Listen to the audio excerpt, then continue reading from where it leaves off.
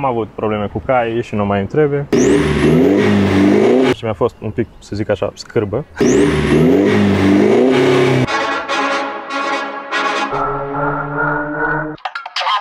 Hand on the game, we are not playing the same. No, we not looking to change. Hand on the wheel, they think we lacking the drive. Boy, you should stay in your lane. Foot on the gas, I do not care if I crash, as long as I stick to the plan. What is the plan? I cannot lie for none of you, long as I know who I am. I'm in control, God got his hand on my soul. And if I land and he got the remote, made it this far, it's a miracle, miracle. Anything less is cynical, cynical. Staying true, I can't lie in your interview. Tell the truth while you lie with your interview. And your acting is so hypocritical. In control, nothing more, this is minimum. Can't stop now, I'ma grind till I'm ghost. I thank God how he held me down the most. Salutare și bine v-am găsit pe Beamers România. Alături de mine este Andrei. Salut, Andrei! Salut! Am văzut că ne-ai adus astăzi un E46, dar mai întâi hai să începem cu o scurtă prezentare. Unde te găsesc oamenii, ce faci tu în timpul liber? Pe Instagram și TikTok-ul, e la fel, Andrei 11 Fug. Unde mă găsesc? La Fanservice Auto. Fanservice Auto. Din Târgu Frumos, acolo sunt un fel de mic șef de service, să zic așa. Okay. Fiindcă lucrez acolo, de asta și pasiunea și, să zic așa, am și timpul necesar încât să-mi comand singur piesele și îmi fac singur treaba în service, să mă ridic pe elevator și așa mai departe. Deci e un avantaj că ești un mare avantaj. șef de service. Da. Ok, de față să înțeleg că avem un E46 facelift. Da. Da? Cu ceva modificări, câteva, nu multe. Da, modificările sunt mai mult pe partea estetică. Am văzut că avem un pachet CSL față-spate și nu avem MTEC 2-ul ăla care îl are toată lumea. Un pachet foarte rar CSL-ul, să înțeleagă lumea. Da, mai este de lucrat puțin, să zicem așa, la vopsea, dar e pe drumul cel bun. Aripile spate... Grile duble. Da. Grile duble, farurile puțin custom așa, adică... Nu puțin deloc, Le-am desfăcut, le-am dat un polish, le-am pus un coton, da. Okay. Am preferat numai unul pe fiecare far, pentru că toată lumea are câte două. Vopsite, văd că ai și un sticker super fain cu E46 order. Ca motorizare, un 2.0 diesel, da. Stock, 150 de cai. Da, nu mai am avut probleme cu caii și nu mai îmi trebuie motorizări. Deci, oricum 150 îți de ajuns pentru... Da. Ok, hai să vedem pe lateral. Am văzut că ai și niște jante destul de interesante. Niște JR21, iar 17 pentru că am vrut să coboare mașina cât mai mult. Ok. 8 jumate față, 9 jumate spate, cauciucuri puțin stretch, un 205-40 cu 215-40, la fel ca să intre sub aripile lățite. Și ET-ul pe spate? Un 35-32, parcă sau ceva de genul. 35 cu 32. Da. Ok, ai și niște praguri custom pe ea, din ceea ce... Nu, pragurile mașinii genul SEM și lipurile spuse de mine anterior. Am înțeles. Am zis să fie o continuitate cu bara. Bara tot de CSL, evacuare custom. Evacuare dublă, sincer, ce mai are pe ea este intermediara. Avem un downpipe. Pe cât? Pe 63, dacă nu așa. Pe 63, ok. Da, adică, na. Am scăpat de sunetul ăla de bufniță.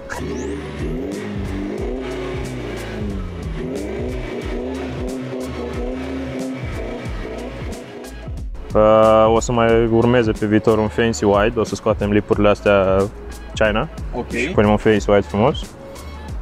Văd că la portbagaj mai ai un eleron stil CSL. Da, păi am zis să fie totul complet. Eleron CSL, bară față, spate CSL. Și astea, dacă ar fi să le însumăm, cam câte au ajuns? Mă refer la bară, față, bară, spate, praguri și eleron. Dar, sincer să fiu, nu știu dacă trece de 1000 de euro. În jur de...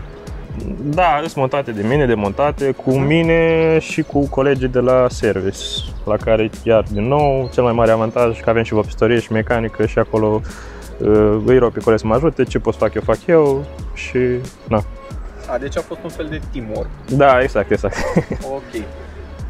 Am văzut că mașina e foarte joasă, e pe perne. Da, clar.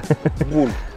E un sistem Air-Ride V4, adică independent, gen fiecare pernă e pe treaba ei.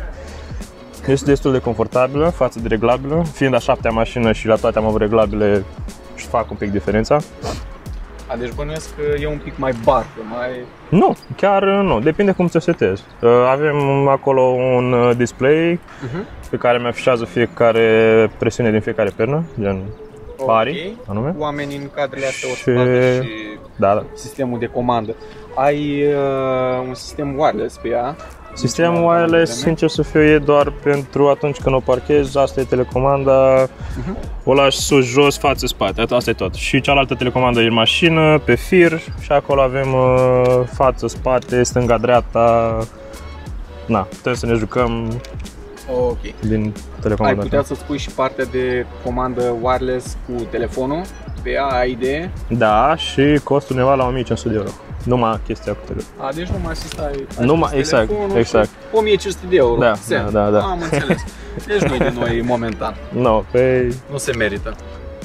Poți să rămâi și pe baterie, zicem așa, la telefon, nu prea e convenabil. Doar să zicem o telecomandă, tot așa cu display, tot ce de la Airride Custom România au. Da.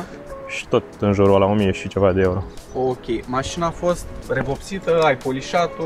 Aripile spate au fost refăcute, lățite și refăcute pentru că erau varză. Bara pe față era altă culoare, am revopsit-o și pe aia, pragurile la fel altă culoare le-am revopsit. Polișată și un tratament ceramic, un sealant, să zic așa. Am înțeles. Adică, am încercat cât de cât. Ce ai vrea să-i mai faci la exterior? Mai ai ceva ce să faci, că oricum e destul de completă și arătoasă. N-am ce să spun. Da. Eu, sincer să fiu, nu știu, aș fi colantat, dar multe persoane nu mi-au recomandat asta. Ce culoare îi faci? Acum să-i schimb culoarea e complicat, pentru că atunci când deschizi portiera la un colant, ai să vezi diferența aia, știi, de culoare, să zic așa. Da. Și chiar dacă o mențin să fac un nardo grey, care e super cunoscut culoarea asta, tot s-ar vedea diferența, dar e gri și nu te mai duci la rar și nu mai sunt complicații. Oricum, poți să ți-o faci albastră, te duci la rar, ți-ai omologat culoarea, n-ai nicio treabă. Am ce am cu albastru, dar mi-aș plăcut și ceva mai, nu știu, să iasă în evidență în trafic, un galben, un portocaliu, un... Nu știu, o culoare mai altceva. Spre ceva mai exotic. Da. Bun, pe parte de sistem de frânare, e stock? Sau? Nu, e stock. Am mai avut cai, știu cum e, nu-i mai dau, am stat și pe tușă. Ai avut probleme sau? Da. Și cai, și benzinare, și evacuare și ușor ajungi la o vârstă și realizezi că nu prea e ok să tot certificat, poliție, amenzi, nu știu ce. Până acum de câte ori ai fost oprit cu E46 ăsta? Cu ăsta deloc. Dar cu celelalte... Chestia că nu e vizibil deloc în trafic, adică e o mașină super banală, n-ai... Da. În ultima perioadă când văd poliția sau ceva, mi-o ridic și încerc să merg mai ușor. Chestia că e foarte modificată mașina, cel puțin ca aspect. Da, pe asta numai pachetul CSL ce este în evidență. Nu e MTEC 2 ăla care vezi că a venit din fabrică mașina și... numai bara față, când o vezi evacuarea cu alea 4 ieșiri. Bine, bănuiesc că tu ai noroc cu culoarea mașinii, nu bate la ochi. Da. Atunci când mergi prin oraș e o culoare standard. Da, de la exact. distanță, e un E46, de ce să-l opresc? Am avut un băiat odată în mașină și m-a întrebat ce mașină e asta. La modul eram... Nu știu, tată, e BMW. BMW E46. Bun, ca să înțeleg, ți-ai luat mașina acum o lună. O lună și un pic, da. În timpul ăsta am refăcut aripile, am schimbat 2 seturi de jante, am pus portbagajul de CSL, revopsit anumite elemente, urmează cupola foliată negru lucios ca să aibă continuitate cu ce mai este pe lunetă și pe parbriz. Și așa poți și testa ideea cu folia. O chestie ce am luat-o și când am luat-o și mi-a fost un pic, să zic așa, scârbă, unde este ceasul acum, de la perne, era un suport făcut dintr-un material, din ceva, știi, nu știu cum să explic. Era foarte nașpa, nu știu, fibră, cred că era fibră. Așa. Și era făcut, parcă era făcut de copii din plastilină, așa, știi, gen foarte, foarte urât. Și imediat l-am dat jos și am găsit pe OLX suport, ceas, grile, făcut frumos 3D, l-am plantat și aia a fost.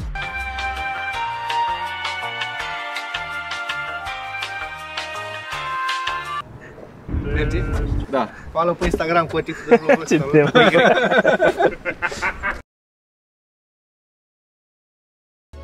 Bun, Andrei, acum că suntem la interior, poți să ne spui de ce ai ales mașina asta în configurația asta, adică motor de 2 litri și modificată puțin, bănuiesc, nu? Da. Ce mi-ai zis? Singura mea pretenție a fost să fie gen o bază bună și știam mașina de la o persoană care a avut-o înainte, știi? A fost mașină de pasionat sau? Da, exact. Ok. Și în mașină am zis că nu, am de la ce începe, nu chiar de la 0-0 și în timp să o punem la punct, să am grijă de ea. Bun, tu ai vrut cupe din prima sau ai zis, băi, ce nimeresc, nu nimeresc? Nu, cupe. De ce ai vrut un Pentru cupe? că am mai avut în 42 BMW și am zis să trec la cupe înapoi. Ok. Pe am început. Și ca probleme, nu știu, ai avut ceva probleme sau poți să-i sfătuiești cumva pe privitori să aibă grijă la anumite aspecte, dacă vor să-și iau un E46, tu având câteva deja la portofoliu? Da, partea de 2.0 diesel M47 sunt cele mai sănătoase, să zic așa, n-am nicio problemă cu niciunul. Având și E90 M47 Asta vreau să și spun, încă da. două E46 cu același motor, chiar sunt foarte... Motorul ăla fiind proiectat în anii 90, când totul se făcea mult mai ok, mașinile erau mult mai... Asta e din 2005, chiar ultimul an în care s-a fabricat și după aceea s-a trecut la E90 și 90 la mine. Aș fi trecut la benzinar, dar generația nouă e foarte proastă. Consumul de ulei. Da. Lanță subțire, plus mult drag. Am înțeles. No. Dar ca și mentenanță, cum poți să cataloghezi mașina asta? Se menține ușor sau sunt costuri destul de piperate? Sincer, deja de când am luat am băgat bani în brațe și amortizoare spate și cușăraie și din astea. A fost super ok, adică prețuri destul de decente. Nu e ca la E90 sau E60 în care au 7000 de brațe acolo. La asta e singur branț, un pivot și niște cuși. Da, trebuie să le spunem oamenilor că la E90 sau la E60 e brațul inferior, brațul superior. Exact, două superioare, două inferioare, nu? Exact. Plus multe alte probleme pe partea de electric. E46 e un pic ferit de chestia asta, nu are atâta electronică pe ea. Exact. Dar pe partea de, nu știu, dă-le un sfat oamenilor dacă vor să-și facă, nu știu, un schimb de ulei. Pe ce să meargă din experiența ta? Să meargă pe OEM, să meargă pe aftermarket? Deși la toate BMW-urile, cred, pe capac scrie Castrol. Da, clar. Nu e indicat Sfântul că Castrol. e foarte zgomotos motorul. Acum depinde și de kilometri mașinii, eu am băgat motorul 530. 530, dar ce serie? 8900 XC-ul ăla? Da. Na, să aibă norma de BMW. Da, LL04, adică Long Life 04. Da. Bun. Și, na, acum depinde de fiecare cum merge cu mașina, dai seama, dacă e mai crescut și merge mai sportiv, e mai ok. Dar, na, și depinde și dacă s-a umblat la motor, gen soft, cai și așa mai departe. Deci trebuie cumva să aibă grijă de mai multe aspecte. Exact.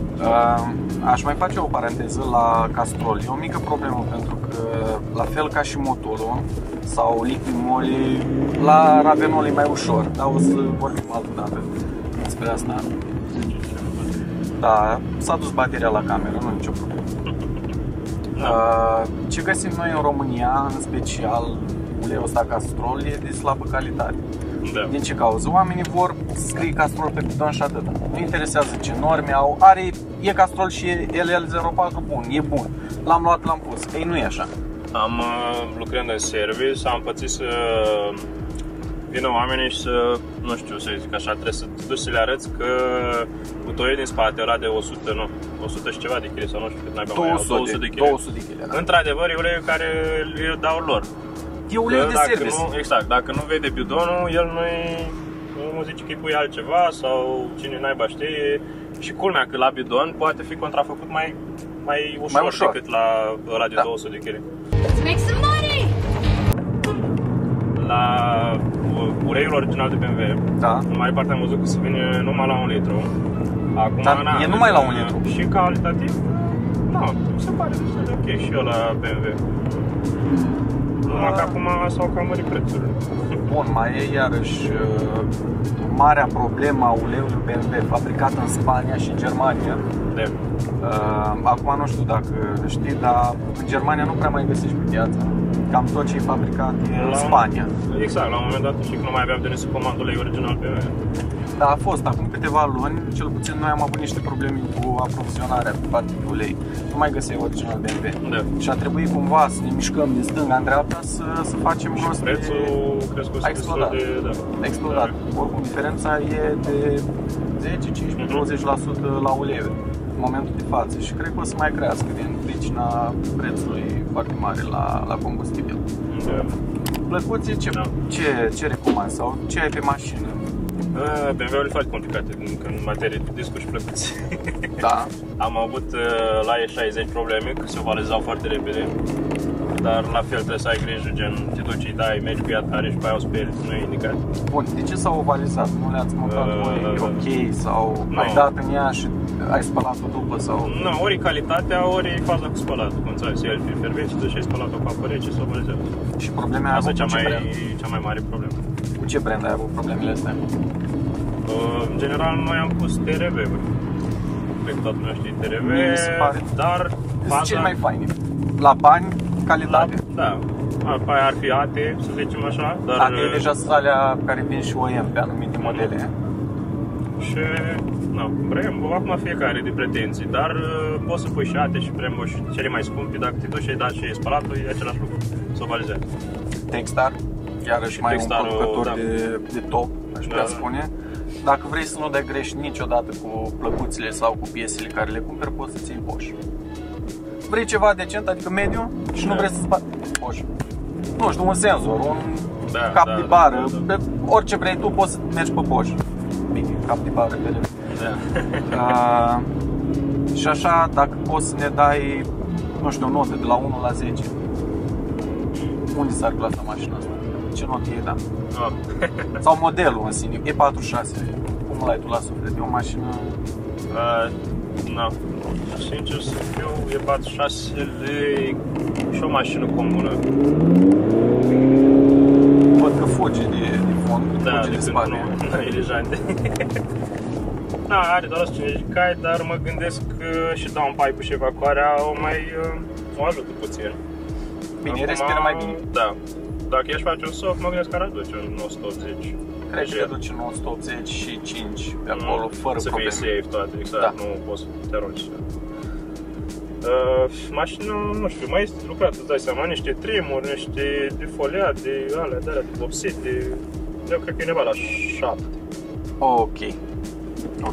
Deci, ca să recapitulăm.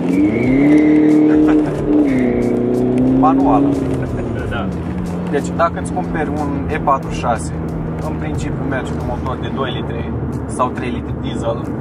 Partea de diesel, da, 2 sau 3, ambele sunt ok, gen M47 și M57, dacă nu așa. Exact. M57 cel puțin, nu se știe, să pune și în off-road, gen tip Patrol, pe Nissan Patrol astea, știu că și pun motoare de BMW și oamenii exact. dealuri și așa mai departe. Benzinar, 2,5 sau 3, dar 3 mai rar. Și exact, mai bine 2.8 cu ceva piese de pe 3, gen admisii și alte minuni. Dar deja... Că am înțeles că 2.8 e mai ok decât 3.0 în materia, acum nu știu, de poate de tuning sau de ce-o fi. Dar așa am auzit, acum nu știu, nu prea m-am interesat. Bine, oricum un om... Dar 6 cilindri cei mai sănătoși. Un om obișnuit nu o să se ducă niciodată în modificări foarte mari la motor și în România e și un pic greu să-ți găsești un mecanic bun. Nu știu ce ai nimerit tu pe BMW în momentul de față, dar sunt lacune mari pe BMW-urile mai noi. La șurubăreală găsești. Îți schimbă un disc, o plăcuță, dar deja dacă ai o problemă electronică, e greu până îi dă de cap. De la tester, că sunt o grămadă de băiețași care ei știu să citească erorile, dar îți spune, ai eroarea asta și atât. Nu-ți spune, băi, ar putea să fie de acolo. Cumva să te îndrume, să o rezolvi. Asta e toată chestia. La interior, ce modificări vrei să mai faci?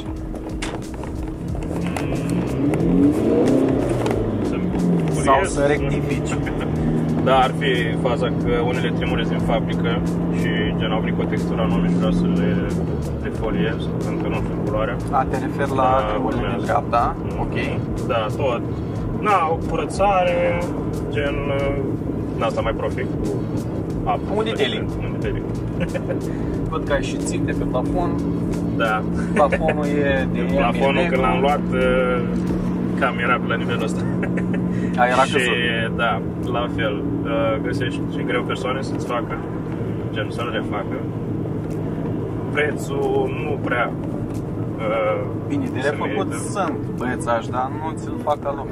Da. Să nu-ți cadă în cap, asta e toată chestia. Trebuie să dea tot buretele ăla ca lumea, da, trebuie să aibă adeziv bun. Mi-au zis mulți că gen l-ar da jos de tot și mi-ar pune ori piele sau ceva imitație, da? Sau să-mi vopsească cartonul ăla negru. Nu, niciun caz să vopsește. Alcantara, cred că asta pot să fac eu. Da, un păcat. Deocamdată mai stă bine, gen stâlpișori, când mai au probleme în spate, e ok. Bine, și o mașină din 2005 care a stat afară, nu a stat în garaj. Da, exact.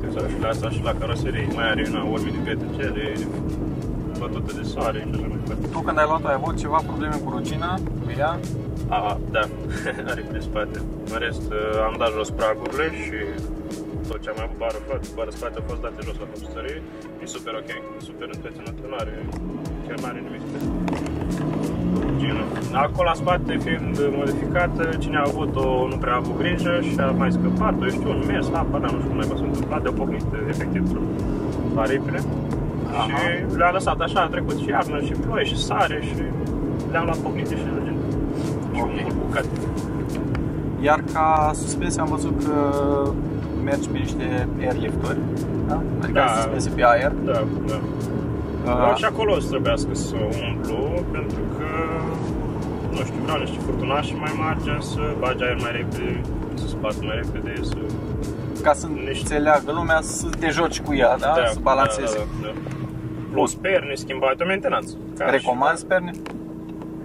Și dacă da, cui? Cred că și la de ele ar merge. Acum depinde, e la fel, o mentenanță, cum e mentenanța mașinii și mentenanța suspensiei, pernelor și mai departe. Trebuie să ai grijă, iarna e puțin mai complicat. Gogoșelele trebuie să le dai cu o soluție specială înainte de fiecare iarnă. Nu neapărat ceva foarte scump, mi-au și zis cei de la casă, erai casă. Ceva de cauciuc, ceva protecție sau ceva tratament, nu știu, un spray, un silicon. Să ai un pic grijă de ele. Numai că iarna de la încheț poate să nu mai bage compresorul, știi, umidificatorul ăla să nu mai facă treaba. Cine are dezumidificator? Cine are, da. Că nu toți își pot. Și mai sunt probleme la sistemele astea Air Ride cu gogoșelele dacă, de exemplu, speli cu spumă activă și lași spuma acolo, nu clădește.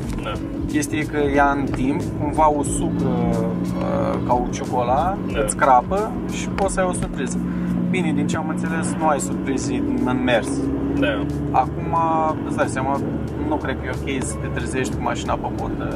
Da, am auzit cazuri, dar pe motivul că cine le-a montat nu a montat ca lumea perna cu flancele alea de metal. Da. Și acolo a plecat. Deci nu cu perna a crăpat, nu știu ce.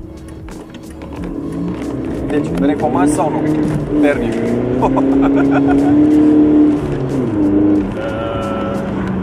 Da, sincer, da. Eu am mașina asta, circul cu ea mai mult în weekend, ok? Dar dacă vreau, pot să plec și la drum lung, știi? Adică la urmă ajută motorizarea și confortul. S-a schimbat ținuta de drum? Mă refer la suspensie statică cu versus suspensie cu mi se pare puțin mai confortabilă față, că am avut câteva reglame, cum am mai zis. Aș opta pentru că, poate vrei mașina acum mai low, după aia vrei să o ridici, după aia vrei să intri pe un drum cu pietre și așa mai departe. Sau iarna, dacă vrei să mergi iarna cu o mașină statică, e super nașpa. Da, exact. Cel puțin vrei să duci să dai filet, ești să o plug. ridici, să o... Dar ești plug, n-ai ce să... Că vrei totuși să arate și bine mașina, vrei să o ții cât mai jos. Da, exact. Dar în același timp vrei să nu iei și toate bucățile de gheață. Da. Vrei să le ferești și... e un compromis de la într-una. Am reglabilă și trebuia să intru gen într-o curte, la un bloc sau undeva în umi și radita mea bordura și mereu atingeam. N-ai cum să-ți faci setup-ul la reglabilă după toate drumurile și trebuie să știi locațiile de intrat. Exact. Sau așa, după toate cocoașele. Da. Ți-o ridici, bagi un nou bar, Sau depinde acum și ce perni ai, că sunt cu două gogoșele. Două gogoșele și tu și cu 3, care să decât și mai mult și mai confortabil. Și, da. Deci, în concluzie, recomanzi. Da. Bine, dacă au bani. Exact. Și de schimbat n-ar fi scump, ar fi 150 de lei o pernă, maxim 200 de lei. Doar 150 de lei? Doar perna, știi? Da. Bine, mai dai și omul. de flash, exact, mai schimbă. Da. Mai nu e mult. Reglabilă să fie ok, să nu fie scurs, că până la urmă tot reglabilă pui, dar și aia trebuie să fie ceva calitativ. Să nu te... Deci nu suspensii din China, Linglong la 1000 de lei adusă și pusă. Da, e bine de știut. Acum oamenii ar trebui să știe că trebuie să pregătească financiar. După buget, să-ți faci mașina în funcție de ce crezi tu că o să ai nevoie, ți-o faci pentru expo, ți-o faci pentru mers la piață, ți-o faci pentru umblat weekend-ul de aici, acolo. Na, îți dai seama. Oricum, 1500-2000 de euro îți trebuie în zona asta de a intra în lumea air ride, cum vrei să spui. Bun, ce ai putea să ne mai spui despre mașină? Ce te-a impresionat pe tine la E46-ul ăsta de față de celelalte care le-ai avut? Sau? Oricum am văzut că ai muncit un pic la ea, un pic mai mult, aripile alea evazate. Mici detalii care contează, pe lângă vopsit și aripi și caroserie. Văd că ai și navigația asta cu Android. Poți să ne spui de unde ai luat-o și cât te-a costat? Sau? Păi, sincer, China. China, nu? Adică AliExpress. Oricum toate sunt făcute în China. Toate, exact. Da, nu e mare chestie. Are și funcția de canvas pe ea? Da, nu, trebuie să spui tu separat. Trebuie să spui tu separat. Probabil are, am văzut la cineva, ce drept, dar trebuie tu să-ți iei motorul separat și atunci îți zice tot felul de chestii legate de motor, chiar în moment. Dar nu prea m-am pasionat. Și, uite, am avut N90, tot felul de tehnologii și așa mai departe. N-am fost mereu adeptul la navigația, televizoarelor, a senzorilor mulți. Eu, încă, de când mă știu, trag mai mult spre 36. Și ce am zis la T36? Am găsit T36 corect, întreținut, cât de cât ok. T36 cu P, să specificăm că astea în 4 și mai sunt pe la colțuri. Da. Dar cu P-ul deja e o mașină rară. Nu vreau de la cu 1.6 noapte și 2.5-2.8 pe el și așa mai departe. Deci vrei să mergi cât de cât legal. Exact, da. Măcar motorul, adică știi, când se ridică capotul sau te întreabă cineva de sănătate, băi, e 6 cilindri și în carte și... Acum poți să ai 2 cilindri, 2.0 pe ea și poți să pui și 2.8. Și tot ai. Bun, Andrei, îți mulțumesc foarte mult pentru că ai venit astăzi să filmăm superbitatea asta. Nu uitați să dați un like, să dați un share dacă v-a plăcut acest video și până data viitoare, salut!